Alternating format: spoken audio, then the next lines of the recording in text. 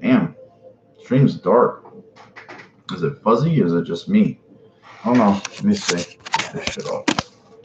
Maybe that helps. No? Damn. It's weird. Resolution is shit. Hopefully it gets better. But I should have tested it beforehand. What's up, Bills fans? How are you? Um, Wanted to get the practices out of the way. Wanted to make sure there was no catastrophic injuries or no anything that just you know how these things go. But apparently they survived the heat. They came out injury free. Not even a rumble. Nothing. I have never heard of a joint practice that didn't have at least one fight, and there was no fights, which was, I guess, that's kind of being a McDermott and that relationship with the whole organization down in Carolina with Ron Rivera. It, it just made it for a seamless transition to go down there and have no incidences, no glitches, just get good clean practices in, which they were able to do, which is awesome. And for all accounts today, Josh Allen was on it. He had probably his best day of camp. That even includes the ones at St. John Fisher and back at One Bills Drive. So that's a positive trend going upwards. I know it's just a practice, but still, in 7-on-7, 1-on-1s, 11-on-11 with no contact, a quarterback should thrive in those situations. He knows he's not going to get hit.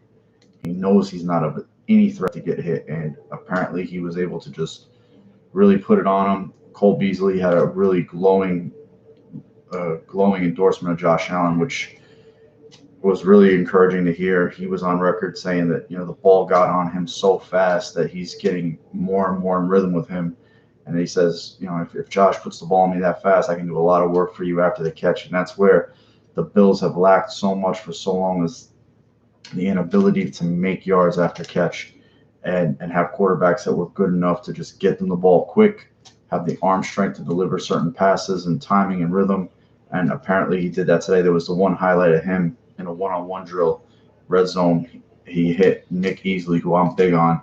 Everybody was harping and hollering over David Sills. I was like, nah, this little kid from Iowa is he reminds me of that Danny Amendola, Wes Welker, even before them, like Ricky Frohl, like that pesky slot Julian Edelman type that can get in and out of his breaks and just is more quick than fast, but just pesky, annoying. Return punts. And Nicky, he made a beautiful catch, and that was a beautiful throw by Josh Allen. I mean, he just right over the defender. It was beautiful. And so they made it out clean, and all the injury news is positive. Looks like everybody's trending upwards. Looks like Morris is in the last stage of the concussion protocol, like the final stage. He just needs to clear some sort of like neurological thing that they perform, like a dizziness, like stress test or some shit like that. I'm not sure the exact details of it. And then if he passes that, he's cleared to practice, but I doubt he'll play. I mean, we might not even see him the entire preseason. I mean, and I don't mind that. He's one of the crown jewels of the free agent class. So keep him healthy, keep him clean. And as for everybody else, we'll probably see them play like 2 or 3 series this Friday, and that'll be it. Well, it'll be interesting to see how long the starting defense plays, because the starting defense played, I think they played a lot less guys than the offense did last week. It was a ton of defensive players out, so maybe McDermott will want to see them work a little more. Maybe he's just like, look, I know how I can trust my guys. I don't need to put them out there. And he just lets them chill out even more. We'll see. But again, the offense is always going to be the tail of this team until it gets somewhat requisite. The live chat, I don't know if it's any good or it's just lagging or whatever.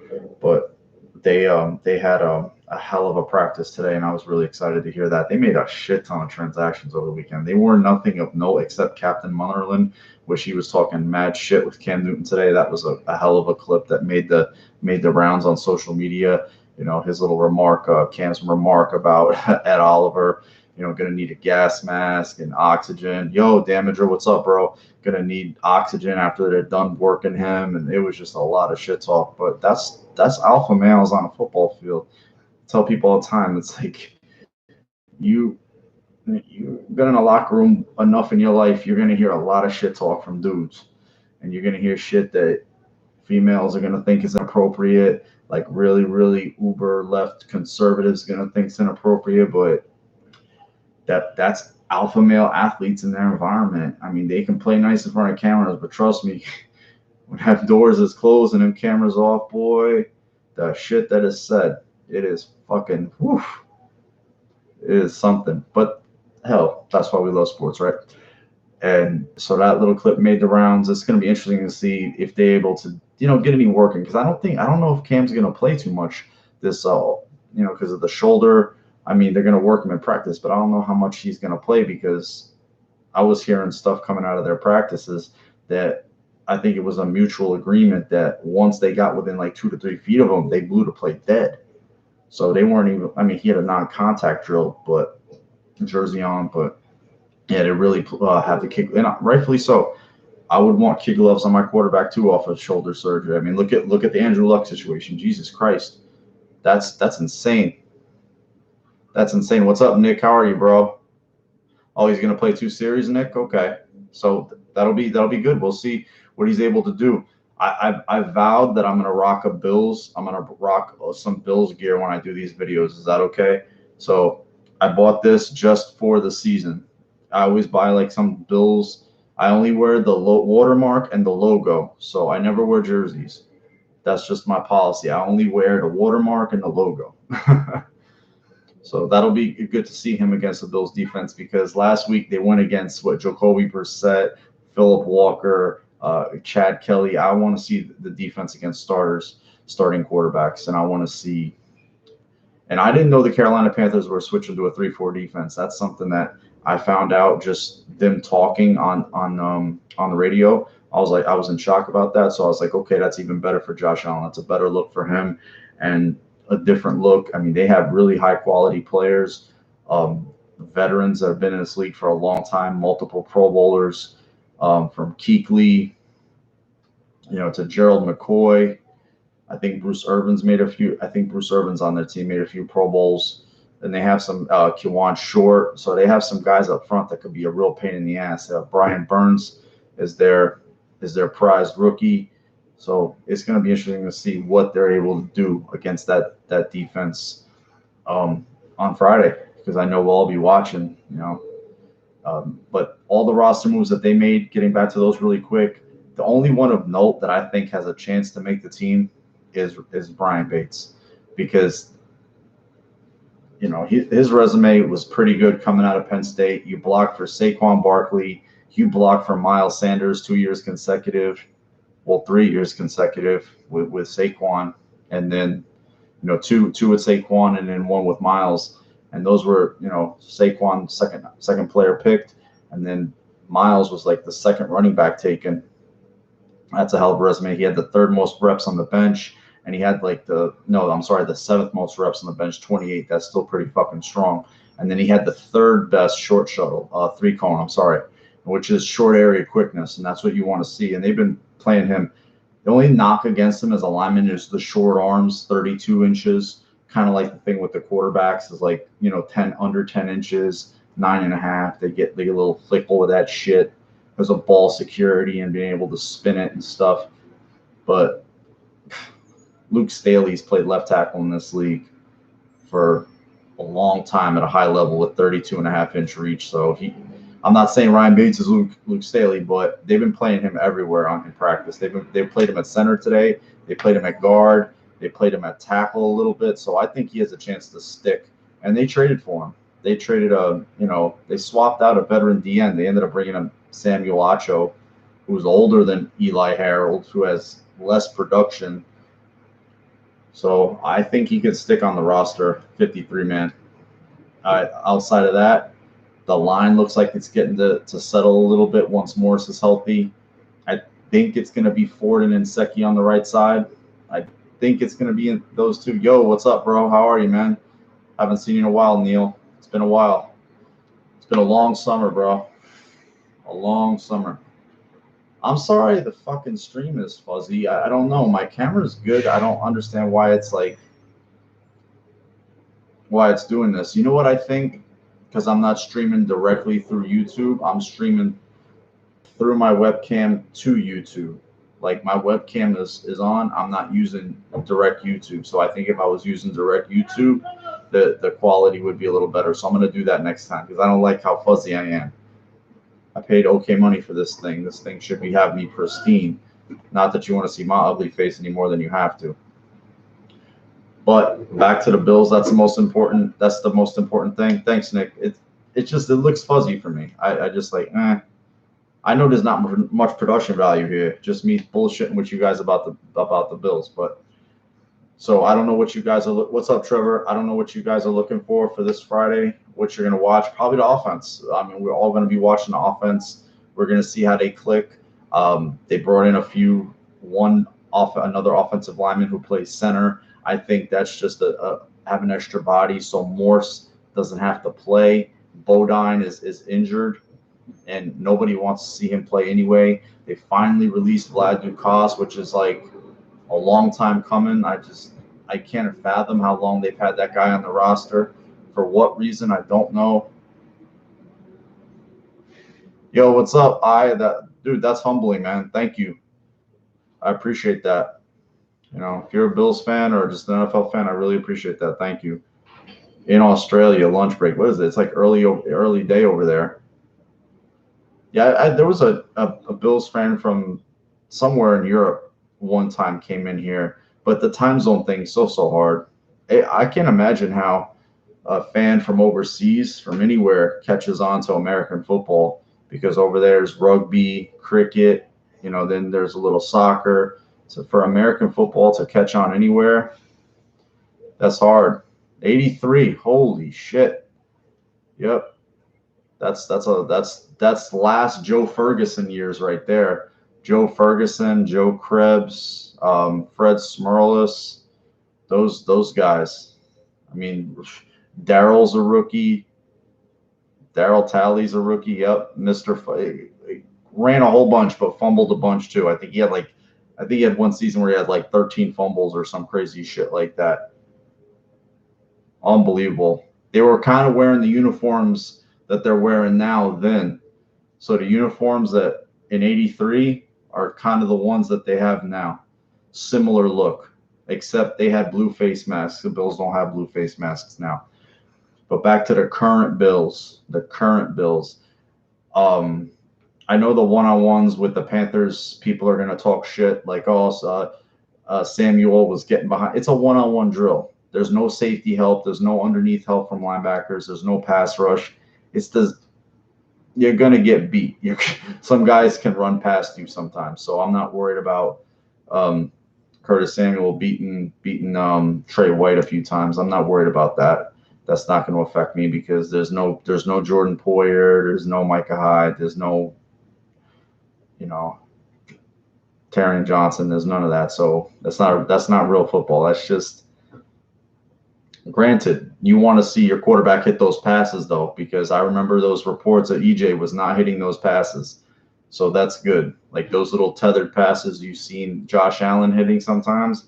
The last time we had a young quarterback, those shits were landing everywhere. Anywhere but the receivers. It was that bad. And hopefully it's not that bad. Oh, another thing. Today, news came out probably like 3 hours ago because of the time their practice would have ended, or maybe reports just came. Jimmy Garoppolo, apparently, right, throws 5 interceptions consecutive in a practice. What's up, Eric? How are you doing, bro? Jimmy Garoppolo throws 5 interceptions on 5 straight passes. Now, the first thought in my head, it's not Jimmy Garoppolo. It's not. Imagine the reaction from pretty much everybody, like a guy like Kai Fahey, that son of a bitch, imagine if it was Josh fucking Allen who threw those fucking 5 picks on 5 straight fucking passes. And there's all this rhetoric and all this bullshit.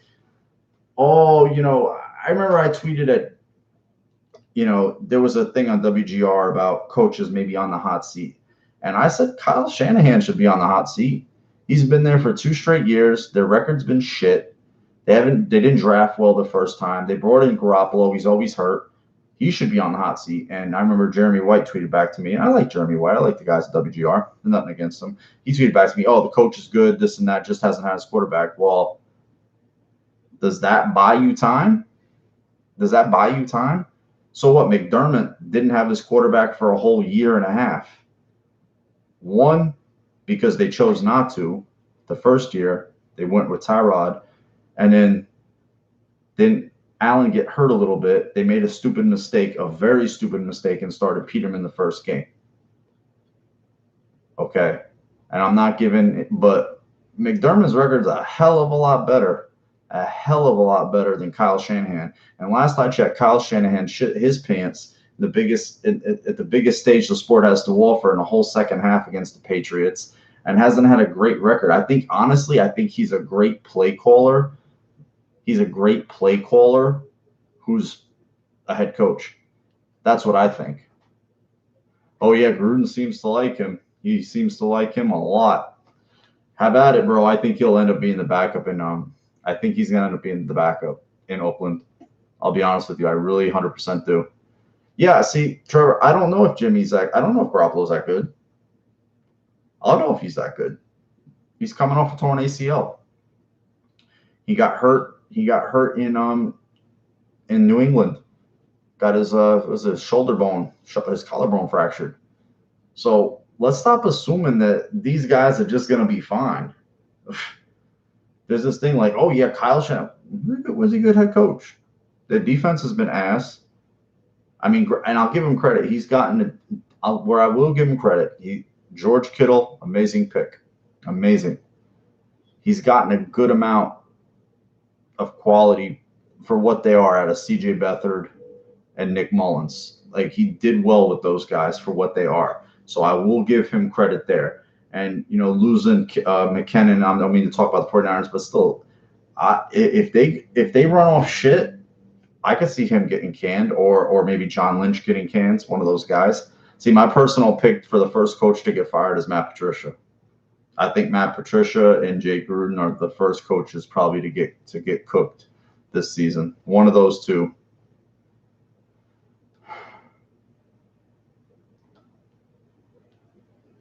Yeah, he's boys with the guy from the Rams. Everybody wants to like borrow pubic hairs off of and clone them and shit. Sean McVay. Yeah, he was in the queue. He loved everybody. I remember he loved DJ Manuel. He loved everybody on that show. That was just kind of what it was. But I like to see the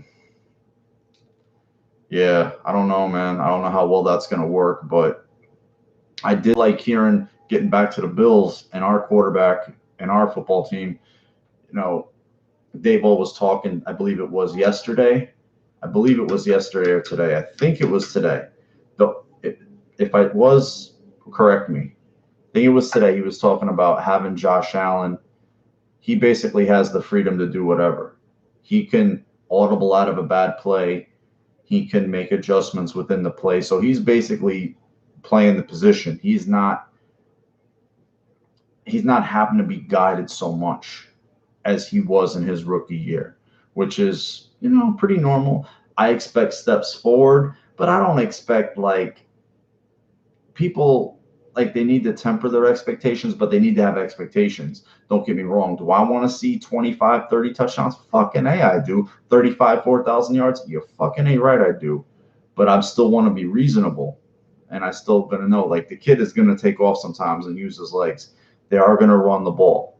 And speaking of which, I'm excited to see what Devin Singletary has to bring. And if he has a couple of good games, the next few games, I think they're going to have a talk about LaShawn McCoy. They're going to have a talk because I think Frank Gore is on this roster for sure, 100%. I think Patrick DeMarco is on this roster. I sure as hell believe Devin Singletary is be on this roster. and that leaves 2 more roster spots, maybe one. Yeldon's got a 2-year deal.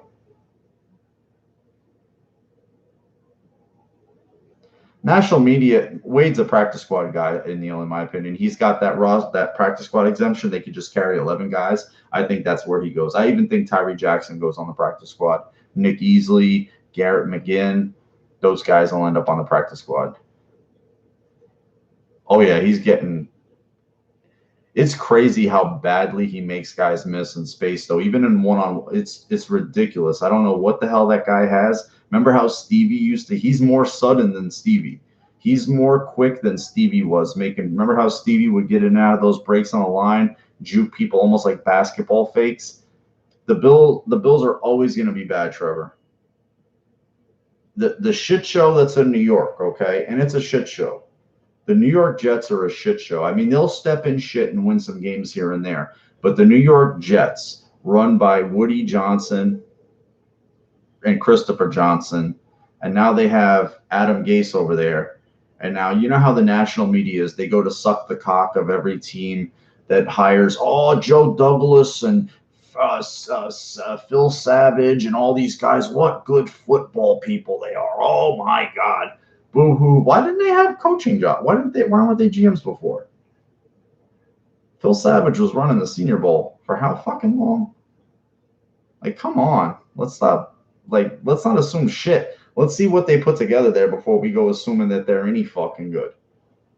And Adam Gase, I'm sorry, like don't try to sell me a bill of goods on Adam Gase, because you're gonna tell me the New York Jets, okay, I'm gonna sound like a homer, are in a better situation than the Bills are. Look at Green Bay. For years, we were always told, just get the quarterback right. Get the fucking quarterback right, and everything will take care of itself, right? Everything is fixed. It's done. Just throw shit at the wall, and it's going to work. You have Aaron Rodgers. Aaron fucking Rodgers. Bills have been better than them in the last 2 years. And granted, Aaron was hurt one of those years, and they got waxed by Green Bay in Green Bay, but they had a rookie quarterback. They've been overall better. Yeah, the Giants, I think Saquon will be the guy to watch for them. I'll be interested to see if Daniel Jones gets on the field. I have a lot of friends who are Giant fans, and I wish them well. So I'll see. We'll see. But week 1, week 2, I want them to go out there and beat the ass. You trust me on that. I am never going to stream through my webcam again. I'm lagging a little bit, and I don't like it. And I'm fuzzy as fuck. You know what it is? Until the Bills win and make noise while winning, and I'm not just talking about, I know how their defense and run, until they're like this dynamic team offensively with a quarterback that's like, if Josh Allen turns out to be like, then you're going to see like, okay, the Bills are for real. As long as there's going to be the naysayers and the doubters, it's just they're kind of going by history. Like the Bills are just accepted as a team that's an also-ran. I hate that. I don't like New England's just going to win the division. No, fuck that. I don't want that shit. I'm like, they're humans too. Go play 2 games against those motherfuckers and beat them once. Once. Well, Darnold is in New York. He's a well-spoken kid. He's a good kid. He works hard. He's the anti, Mark Sanchez in that regard. He had all the hype. He had a lot of hype coming out of USC. He had way more hype than Sanchez did. And, I understand it. And he had a decent rookie year. Mayfield too. Mayfield's, same deal. Yeah, 20 years of suck, 20 years of mediocrity to outright shit will do it to you. It'll cast a cloud, and until there's like 2-3 years of strong winning, that's always going to be there, man. It's always going to be there. I honestly don't think Darnold is. I mean, I hear players, and I respect what players say. And I remember Jordan Poyer, even at the end of the game that they lost to the Jets, and he said, maybe he's just sticking up for his teammate. He's like, I only saw one special quarterback on the field, and that's Josh Allen. I think Darnold has great ball placement, but I still think he's a lot more susceptible to turnovers than people like to believe. And in Cleveland, you know, they've suffered more than Bills fans have suffered. So I'm not going to kick dirt on them and their shine and all the hype and all the excitement that they're getting. Good for them. You know, maybe they do something with it. Maybe there's a renaissance where, Cleveland is good and the Bills are good and it's, mid, late, early 90s resurrection type shit. That would be nice. Finally, let's get the fucking Patriots and the same old over and over again out of there. You might be, Trevor. That's my one trepidation. My two trepidations for them is Kitchens being in over his head and the petulant child known as Odell Beckham Jr. Odell Beckham Jr. to me is a front-running baby who, when shit doesn't go his way, he acts like basically little temper tantrums. Most of his highlights have nothing to do with him playing football and everything to do with him acting like an asshole on the sidelines or hanging out with models with cocaine in hotel rooms in Paris, or dressing in dresses at the Met Gala, shit like that. Win something, go win something, and then be all crazy and wild and shit. Go win. That's my biggest issue, and I don't mean to sound like an old dude here, like old curmudgeon, get off my lawn, old man. These young cats nowadays, these young athletes, they want to get paid. They want all this hype. They want all this love. They want all this, but a lot of them haven't won shit. Like, you haven't won. Back in the day, you used to have to go win shit, and then all that love and all that other shit, it came with it. Now it's like you just, if I don't get all the love and all the money right away, you guys just don't love me. I'm like, you haven't won. Granted, you play, you're decent, but where's the big winning? Where is it? I don't see it. They don't. They really don't. There's only how many? I think there's only 3 in the top 25 that have Super Bowls.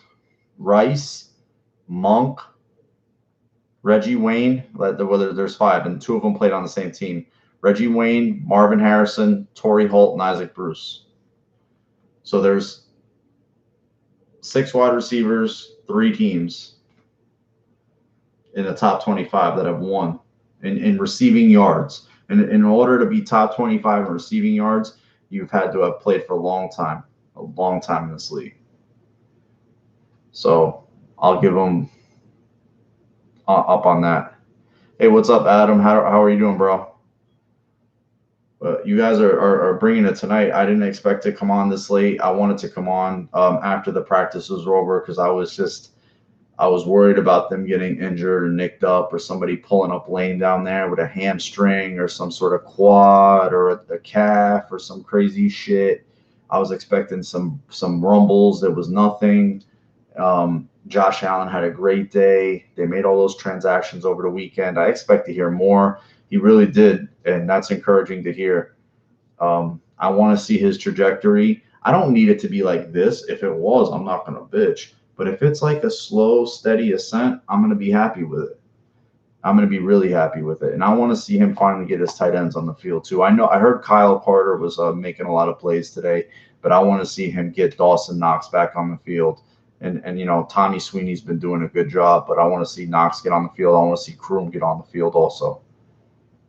Honestly, Tyler Kroft, he's going to start the season on PUP. They haven't announced it yet. I can almost fucking guarantee it. You're not going to see him between week 7 to week 9. So write him off right away. Acho, to me, I don't even think he makes a team, Eric, to be honest with you. I think he's a veteran guy. They just want to give a look at, see if he's got anything left in the tank, kick the tires on him. And then I think right now, if I had to cut the roster, I think Mike Love is the 4th defensive end. And he's even well ahead of Yarbrough. He's well ahead. He was well ahead of Yarbrough last year in the regular season. Now, I was just talking about Bates, Trevor. I think he's one of the guys that has a chance to make the 53. Out of all the guys that they brought in over the weekend, I think Munnerlyn and Bates have the best chance to make the 53. And Munderland, I think, will probably be on the active. Given all the bullshit they went through at corner last year with the Vontae Davis fiasco, which was a fucking one of the biggest embarrassments I ever remember in Bills history. I think he's going to be the backup. I think Feliciano is going to be. He's either going to be the starting right guard or the backup swing interior lineman. That's where I think. I think he could be. I think he has a chance. He'll play center guard, both guards. It all depends on how the right side of the line breaks. I think if they play forward and long on the right side, you're going to see Inseke and Feliciano as the two main backups. And if they go forward Inseke, then I think they keep those guys. It's just a question of where do they play, because I think the whole left side is set. It's Spain, Dawkins. That hasn't changed. Yes, Kuechly went all in about Allen. That was really, really good to hear. I was kind of expanding upon that earlier, how you hear those senior players from another team talking positive, and it's like they don't have to do it, but he spoke for like a couple of minutes to the media how he felt about Josh Allen, and he was a special arm, a special talent. He's a guy he played against Cam Newton for pretty much his whole career, so he's seen a similar look. And that was positive to hear. But he, getting a chance to just go against a player like that in practice is good stuff. But I was talking about Bates being able to play all over the line, good resume at Penn State, and I think he has a chance to stick as a ninth lineman. I definitely do. But I was just thinking about, again, Gore's going to play this week. Shady's not going to play this week. I think they said that last week. Is Gore's going to get his chance this week? Shady's not playing. But if Singletary comes out and has a game, a whale of a game, and Yeldon doesn't cough it up and it puts up some stuff, I think you're going to have to get to see. You're going to get to see, some interesting movement on McCoy. I don't know what they're going to do, because if he's not starting, or they feel like they're going to go with a heavy rotation, Yeldon, Singletary, Gore, then I don't know if they're going to want to have McCoy just around, just hanging around, because I don't think it's going to be fun for anybody. Yeah, he was exciting, and he caught the ball well. They threw the ball to him. He had 3 catches. The only thing that I hate, well, I hate several things, but the thing that I dislike the most is not being able to see Dawson Knox out there. I really wanted to see him play in preseason as much as possible. I hope there's a chance, because I don't think Kroom is going to play this week either. I think there's a chance both of them play next week in the third game, the dress rehearsal. I think they'll definitely want to play them in that game, and then be able to just, they'll play probably like a series or 2 each, and then they'll get rested to the regular season. You won't see them. But this team is not done making little roster moves, though. Trust me, they are far from done. That's one thing you've seen from Bean and McDermott since they joined up in May of 17, that they don't rest on their laurels. I'm sorry. They make moves. So from now until September 9th, I believe, they're gonna make a few more moves. So he has that crazy hair. He's got a crazy mop. Like, he looks like he should be a good tight end, like Jeremy Shockey-ish. He had great hair, like when he was a rookie with the Giants. So I want to see something like that with the Bills, because it's there. All the abilities there. Even though people have I've said this so many times, I sound like a broken record. I still like Jason Kroom. A lot. What's up, K Beats? What's up, man? I really appreciate you guys coming in this late. It's 11:20. I mean, at least on the East Coast here in the United States. So, got the movement, all the way from Australia. That's insane. I appreciate that so much. He said he was on his lunch break. That's really humbling. Thank you. But and talk about the Bills fans. See the turnout down there at Wofford College? That was insane. And I'm pissed I didn't talk about that earlier. That just shows like people talk shit about Bills and this and that. We have a fucking I don't care. I'll put our fan base up against any fan base, any fan base, any fan base, any fan base in the NFL. Because there's a lot of fake ass fucking fan bases. There's a lot of absentee fan bases. I'll put the Bills fan base up against any fan bases in the world in the NFL, especially a team that hasn't won a Super Bowl, has had a lot of shit. I'll give other fan bases their props, but I'll put the Bills fan base up against anybody's day, any fucking day of the week. Not even I won't even bat an eyelash on that. Travel well, support well, fucking fill whatever you want to call it. Rich Stadium, Buffalo Bills Stadium for 1 year in '98, Ralph Wilson Stadium for a while. Now New Era. They filled Orchard Park for decades of shit football. So I don't want to hear nothing. Oh, they don't have a fan base. I'll always say LA lost 2 teams in the same year back in '95. Why did they put them back there? I'll tell you why. Fucking money. They wanted that LA market. They wanted that LA Super Bowl. They want those LA WrestleManias. They're gonna have the NFL Network and all their shit there, and right in the facility. How about what do you think? What do you think about in Vegas, entertainment capital of the world?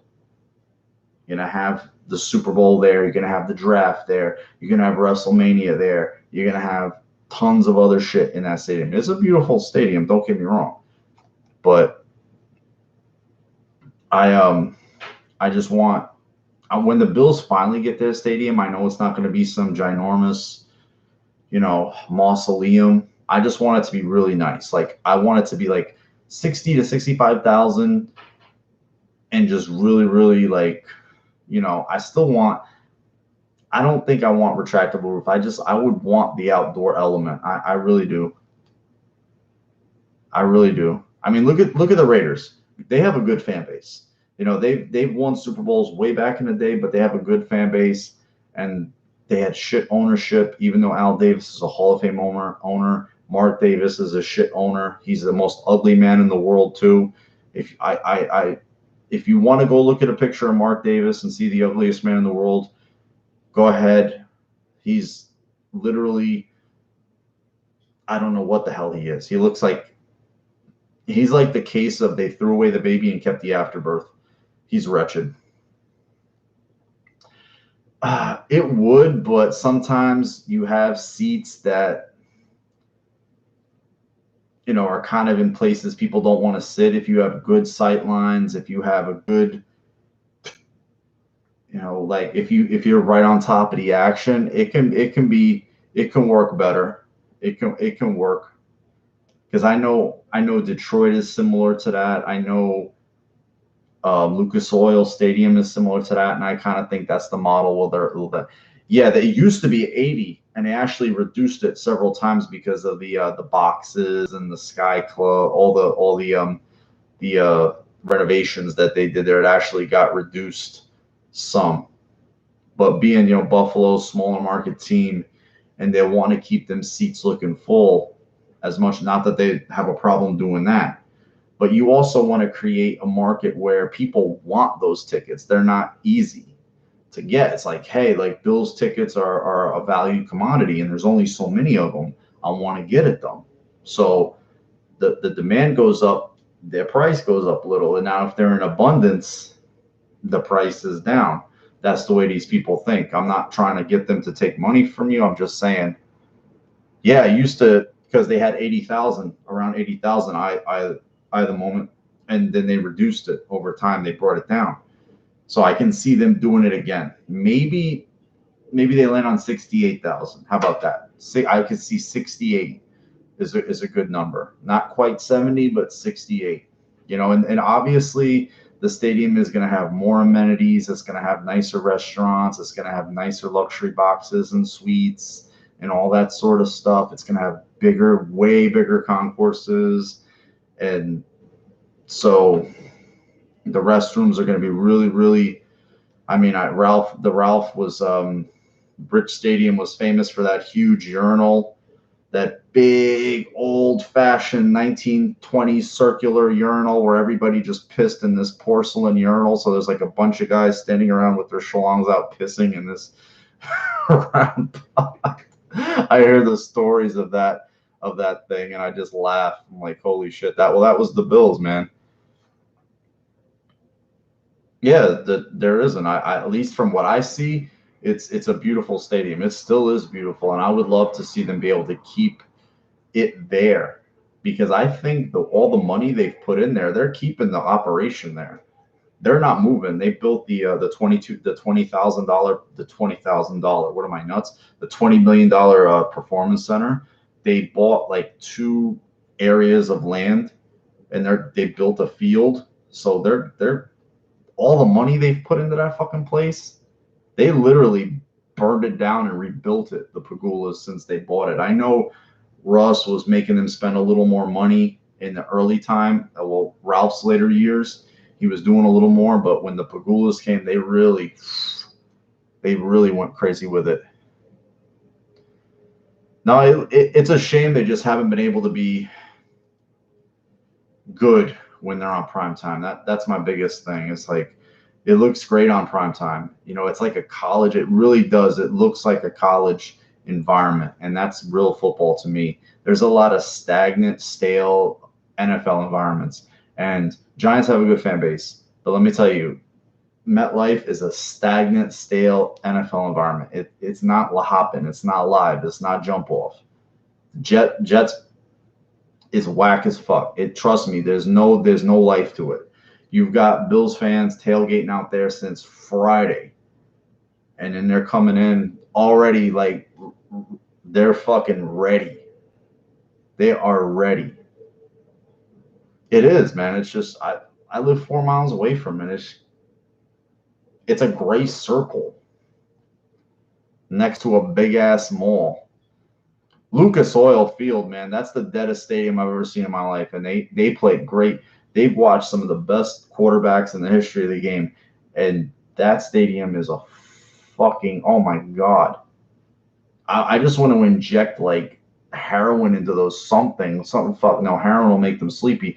Give them something like some speed or something like that, like with jacked up with Red Bull. Like, wake these fuckers up. You've been watching Peyton Manning for over a decade, and you got to watch a little bit of Andrew Luck, but he's always in and out now. But still, fuck. Imagine if Bills fans got to watch Peyton Manning for a decade. We'd be in fucking Pluto. Never bring us down. Vodka, gin, rum with some Red Bull, and I mean, I don't even drink, but give them something, man. They're just like, they watch the game like this, like the Stepford Wives. That was a nice pass. Oh, that they just like they're comatose. Yeah, 13-3. Nah. The old the Orange Bowl. If you're talking about the Orange Bowl, Trevor, that was the old where they used to play. Same where the Miami the Miami Hurricanes used to play. More stuff.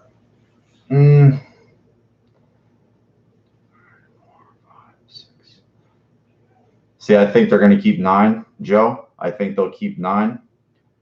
So I think McDermott would probably be the odd man out, and Bates would be one of the tackles. But if they're keeping those guys, see, I would think they'd want Ford at tackle and Long at guard, and having Secchi and Feliciano swing. That's just my opinion out of that group, because it gives them the best backups and it gives them the best 7 linemen. And if you go down, and Secchi, I think, would play left or right no matter what. So even if he's playing starting at right tackle, let's say Dawkins goes out, I think Secchi would move to left, Ford would kick out to right, and then they would just bring in Long or Feliciano at guard. So that's the way I think. That then again, that's probably, I'm not claiming I know what they think. That's just my opinion. Yeah, that was the Orange Bowl. I mean, I remember there was Joe Robbie Stadium. I believe that was in San Diego. I remember all the old like Three Rivers Stadium in Pittsburgh and all the old like retrofit like they played baseball and basically baseball and football in the same place. Candlestick Park. Before you know the Giants finally got their stadium and before the 49ers moved to Santa Clara. So at least the Bills, it's going to be a football stadium. Is not going to be anything else played in there. Though I think, and again, I'm not from Buffalo. I've never been to Buffalo, so I'm not claiming I know anything. I fully think they could support an NBA team or a baseball team up there. I more so an NBA team because I think an NBA team would draw big up there if they put one there. Because the way that I see like Bills, like at least people from that area, they kind of gravitate towards the Raptors. I think if you put an NBA team in Buffalo, that they would totally, the whole area, the whole region would go nuts for it. That's just my opinion, but I know everybody's bumped about hearing about Allen today. I am too, because him looking the part in a practice, I know it sounds like low, that gets you excited. I'm like, well, yeah, it does. Because if you would have went out there and threw 5 interceptions on 5 straight passes, that would all you'd be hearing about. You turn on WGR at 6 o'clock. What the fuck you would be thinking about? Oh, preseason pledge. No, fuck, that goes out the window. Allen threw 5 interceptions on 5 straight passes. Yeah, the Braves. Well, they were the Braves. I think they became the Clippers. The Clippers. So yeah, a long time ago. I think like they had some really great players. They played at the Odd long time ago. That I think they could definitely handle it, and I think they could get a lot of support too. But I don't want to take up any more of you guys' time. I've been on for almost 50 minutes. It's 11:30. I know you guys are off. I'll probably come on Friday after the game. So it's almost Thursday, early a.m. So hopefully I'll see some of you guys on Friday. I know it'll be probably around the same time. Probably around the same time. The game will kind of start winding down around 10ish, if you will. It's on the East Coast. Starts at 7. So hope to see you guys then. Go Bills. No injuries. Lots of positives out of Wofford for the Bills against the Panthers practices. So, and good injury news. I mean, not more out of concussion protocol, but pretty damn good. All right, guys, have a good one. See, the end stream button is back. It was not there last time, and I'm sitting there fumbling around like an idiot looking for it. I'm like, I can't end the stream because I don't know where the damn button is. But it's here now. Have a good night, guys. Love you all. Go Bills.